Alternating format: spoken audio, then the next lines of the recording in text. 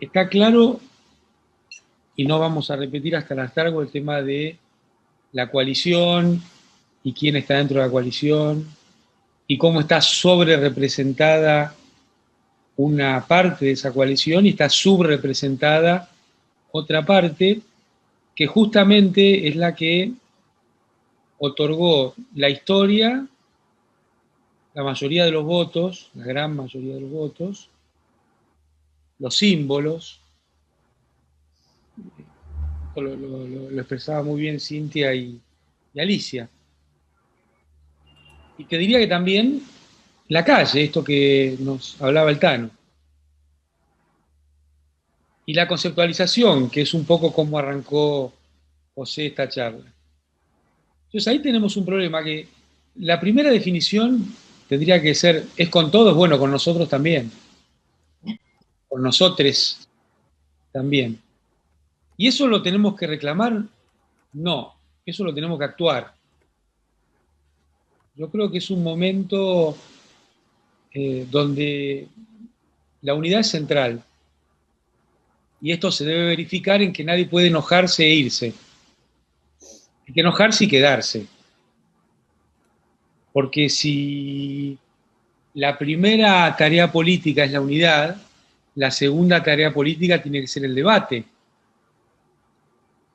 Repitiendo caminos que salen mal no es como vamos a poder salir adelante. Y quiero abordar un poco el área económica, que es, digamos, donde se supone que alguna competencia puedo tener, porque además ya se abordó mucho y muy bien la cuestión de la pandemia y sus correlatos comunicacionales, laborales y políticos. Pero acá en la cuestión económica hay cosas que nos tendrían que preocupar. Por ejemplo, ¿qué hace el ministro hoy en Estados Unidos? Nuestros problemas están acá, no están en Estados Unidos. Y la historia tiene mucho para decirnos de esto, ¿no? Uno podría agarrar el libro Previch, El retorno al coloniaje, que nos cuenta cómo el golpe de la fusiladora trajo un programa que estaba desde antes del gobierno de Perón. Y me sirve esto para volver sobre algo que abordó Cintia, que son cómo se construyen los prestigios, ¿no? O lo que nos contaba el Tano, cómo cambian lo que él dice. Porque, claro, los prestigios, lo dijo Alberto el otro día muy bien, ¿quién está dando clase dónde? Y yo no veo en Harvard o a Feletti o a Kicillof o alguna de las nuestras o los nuestros. Entonces la pregunta es, ¿eso debiera importarnos? ¿Debemos esperar que nos valide el sistema de validación de la dictadura del capital? Porque a mí me entristece bastante cuando veo que nos ponemos contentos cuando de algún sector que nos quiera arruinar se torna positiva alguna acción de nuestro gobierno o de alguien que habla por nuestro gobierno, ¿no? Porque como decía Alicia, no puede haber un aplauso, pero eso no significa ni va a significar un apoyo. Justamente va a ser la próxima denostación. Entonces, ¿qué hace el ministro hoy en Estados Unidos? Está intentando un acuerdo que nos va a hundir. En la historia de nuestro país, cada vez que el Fondo Monetario participó, opinó, apoyó, se bajaron escalones que nunca más se pudo recuperar. Uno podría decir que el primero es el de la fusiladora, porque ahí entra Argentina al Fondo Monetario. Perón no había entrado al Fondo Monetario.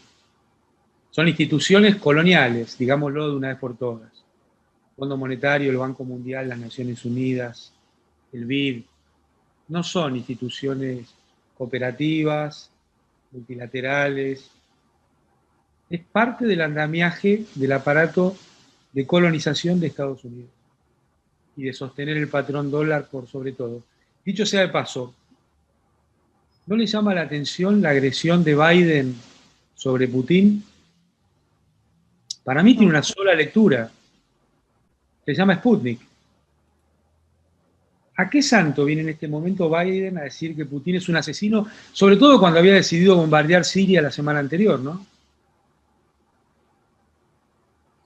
Sobre todo cuando se sostiene el bloqueo a Cuba, el bloqueo no explícito a Venezuela. Llamar asesino a alguien, yo creo que es un síntoma de histeria, de la derrota cultural, científica y de liderazgo que significó la Sputnik. Le trataron de pegar por todos los medios posibles. Y fíjense, yo le comentaría con mucho cariño a nuestro gobierno que cuando persistió, aún con un ataque tremendo, con el tema, con una política pública concreta, como es el tema de la vacuna, tuvo un gran éxito. Cuando se jugó por la propia, tuvo un gran éxito, a contramano de todo lo que se decía, ¿eh? Sin embargo, se persistió y se demostró que era una política adecuada. Entonces, ¿qué buscamos en un acuerdo con el FMI? Hasta hoy yo no lo puedo entender y nadie me lo pudo explicar. ¿Por qué estamos visibilizando hoy a los bonistas, con reuniones con los bonistas? Si ya se demostró que aún haciendo un buen canje, técnicamente bien llevado adelante, políticamente nos destrozaron. Salieron a vender los bonos al día siguiente y provocaron una corrida sobre el dólar. Nosotros decíamos que no era momento para hacer ese canje. Nosotros decíamos también que no es momento para tener un acuerdo con el fondo. Creo que el presidente ha tomado una decisión sabia en mandar investigar qué pasó en ese préstamo criminal para sostener a Macri en sus acciones criminales e intentar seguir adelante en el gobierno de Argentina, lo cual significa hacer un parate a las negociaciones. Porque cerrar un acuerdo con el fondo, y además de ser un perjuicio para la economía argentina, sería limpiarle la cara a esa operación. No se puede avanzar en un acuerdo con el fondo hasta que no se entienda qué fue lo que pasó en esa operación y por qué hoy Argentina, graciosamente, es el país que más le debe al Fondo Monetario Internacional. Así que yo acá veo un problema político central, ¿no? Porque además, hacer pie en el fondo va a hacer que se haga pie en el tema de las tarifas y en el tema del modelo agroexportador. Las tarifas a nadie le cabe en duda a esta altura del debate que son uno de los problemas centrales de Argentina. El gas entre diciembre del 2015 y hoy aumentó un 984%. La luz residencial en el AMBA, 2.917%. ¿Escuchan? 2.917%. ¿Alguien en su sano juicio puede pensar que pueden aumentar las tarifas en la República Argentina? No. Las tarifas tienen que bajar en pesos en la República Argentina. No nos podemos callar con el tema de las tarifas. No. Tienen que bajar en pesos. No se puede aceptar que se hable de aumento de tarifas, ni de 7, ni 9, ni 2, ni 1%. ¿O no nos damos cuenta que 5% aumentaron las jubilaciones en diciembre? ¿Vamos a permitir que los salarios sigan perdiendo contra los precios en la República Argentina? Permitir que aumenten las tarifas es permitir que una de las dos canaletas por las cuales se va la riqueza de la Argentina se agrande cada vez más. Porque ¿se acuerdan que hablaban de la canaleta del no sé qué cuando se puso esa política que es la asignación universal por hijo? Sanz, Morales, todos esos tipos hablaban de la canaleta y de que las mujeres se embarazaban a propósito. La verdad, es un acto de misoginia tan grande como seguir persiguiendo a Milagro Sala por mujer, por luchadora y por india. Ahora, yo cambiaría el eje, ¿no? Para mí las dos canaletas son la tasa de interés y la tarifa de los servicios públicos. Porque la verdad que los servicios públicos facturan solo en pesos. y los convierten en dólares para fugarlos del país. ¿Cómo? ¿En la cabeza de quién cabe esto? Creo que hay que ir a un sistema de estatización de las empresas de servicios públicos lo más rápido posible, pero por lo menos en el medio que no tengan aumentos, que expliquen los costos, que expliquen lo que están haciendo. Ahí tenemos una canaleta que hay que cerrar. Y la otra, sin duda, es la tasa de interés. Seguimos con la bomba de las LELIC dando vueltas. ¿Cómo se puede explicar que el discurso económico sea que hay bolsones de liquidez, por lo cual hay que pagar altísimas tasas de interés y al mismo tiempo haya gente que no pueda comer? ¿Dónde está la liquidez para esas personas? Tenemos que derrotar este discurso economicista, que no tiene ningún asidero con las necesidades del país. Será muy razonable para los banqueros, pero no es razonable para la vida en Argentina. ¿Cómo puede haber bolsones de liquidez que hay que contrarrestar con altísimas tasas de interés cuando hay gente que no puede comer? Ahí hay un problema de asignación de recursos clarito, ¿no?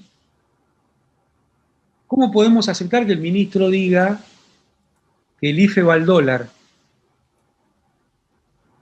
Señor ministro, ¿y Vicentín no va al dólar?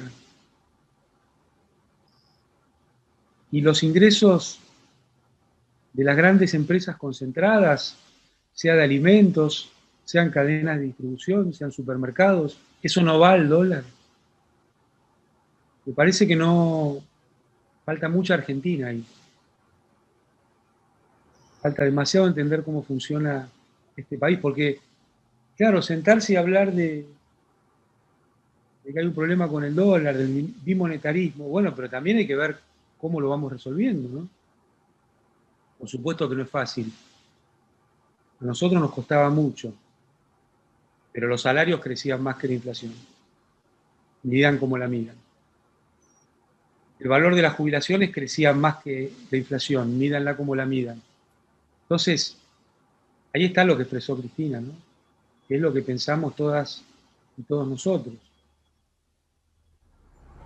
Hay que ver qué está pasando con el tipo de cambio, pero sobre todo con los salarios y los precios y las tarifas y la tasa de interés. Ahí está la clave, porque también el Fondo Monetario va a venir con el modelo exportador, el famoso modelo exportador. Miren, el modelo exportador es un país para 10 millones de personas. Nosotros, por supuesto, que necesitamos exportar, pero no necesitamos un modelo exportador.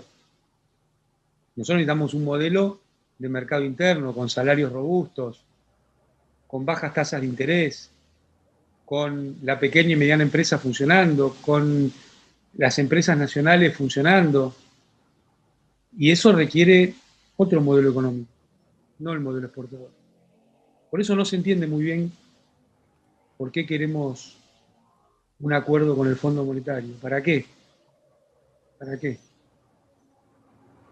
El IFE no va al dólar. Lo que va al dólar son las ganancias de los grupos concentrados.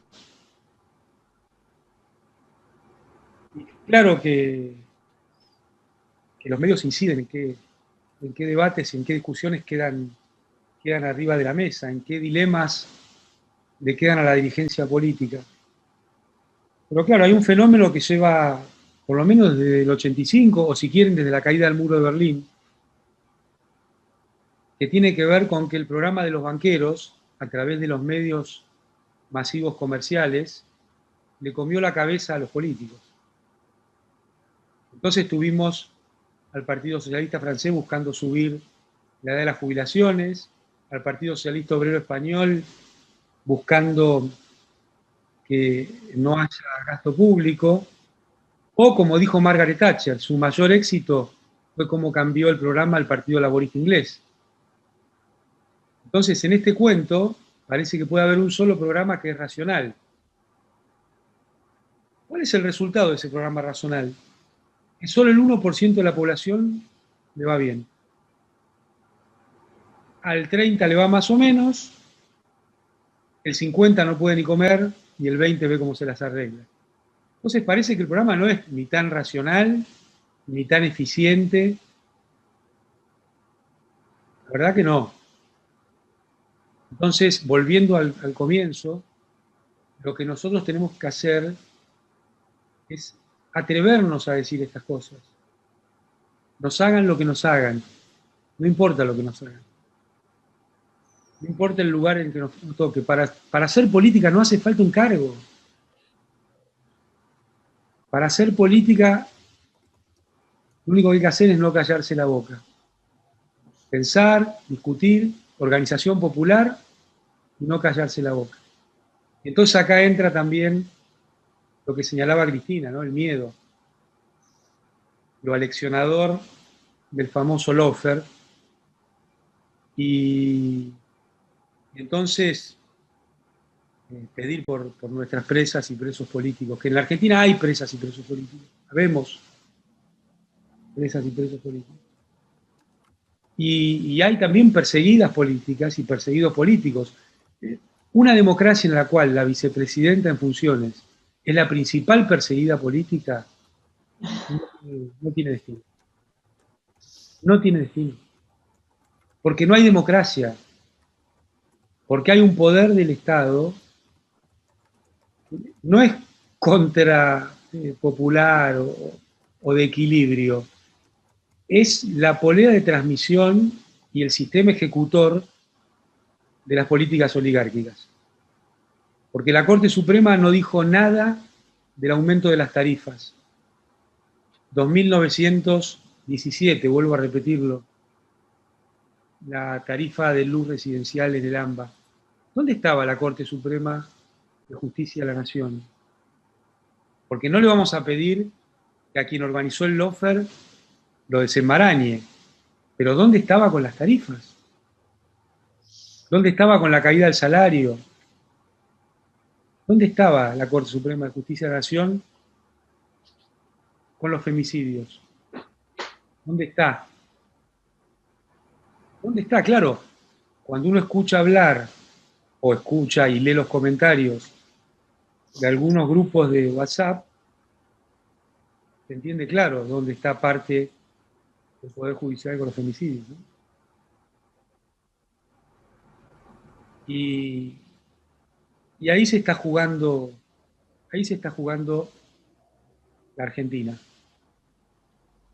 Ahí se están jugando los tiempos que vienen.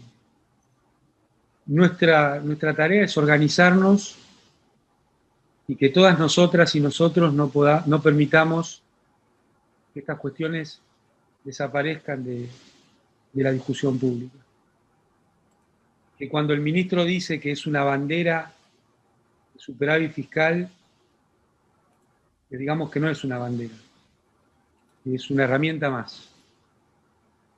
Con respeto, con cariño, con educación, pero sin callarnos la boca.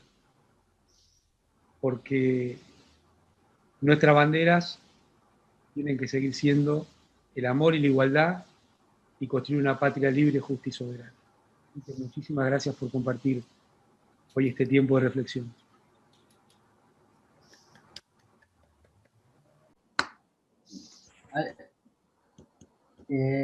Amado, ¿querés entrar con el tema Sí. de la pregunta pendiente? Lo primero que hay que hacer es no aceptar explicaciones que no hay que aceptar, que son las que yo trataba de expresar antes. En la Argentina, la inflación es un fenómeno que tiene que ver con la concentración económica, es un fenómeno que tiene que ver con la especulación sobre el tipo de cambio, que dicho sea de paso, tiene que ver con la concentración económica, porque los que especulan en el mercado cambiario no son los que reciben el IFE. Entonces, me parece que lo que nosotros intentamos hacer, y repito, no es que sea fácil para ningún gobierno, es avanzar en medidas que permitan fortalecer el mercado interno y controlar a la parte concentrada. Por ejemplo, el sistema de tarifas a los servicios públicos. Pero eso de arranque.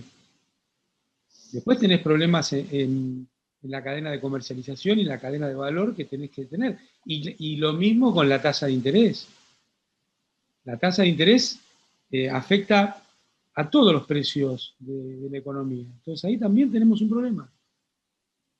Entonces, en definitiva, lo que no podés hacer es decir que vas a aceptar que el mundo funciona como un mundo de competencia cuando eso es una mentira construida para libros de texto, pero no para explicar cómo funcionan las sociedades.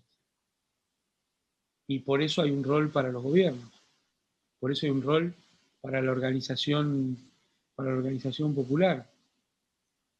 Y hay que avanzar por esos caminos lo más rápido posible, porque lo peor que puede suceder es que aceptemos que el escalón que le hizo bajar Macri a la sociedad argentina, del tamaño quizás al que le hizo bajar la dictadura genocida cívico-militar con Martínez de Oz, sea algo irremontable y que haya que aceptar.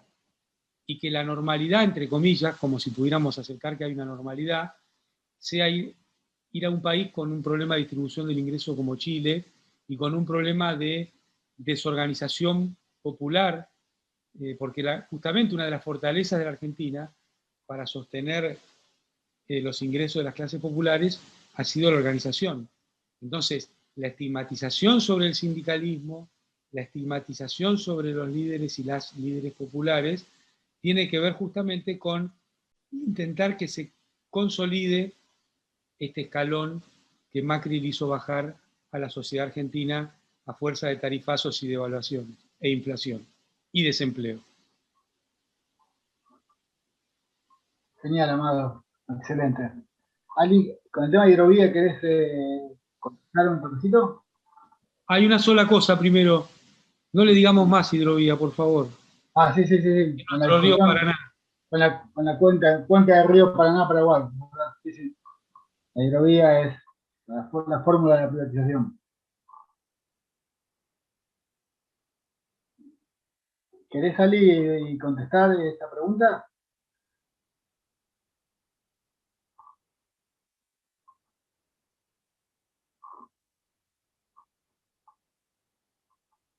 Alicia. No, yo supongo que me parece que Amado puede hablar sobre el río Paraná.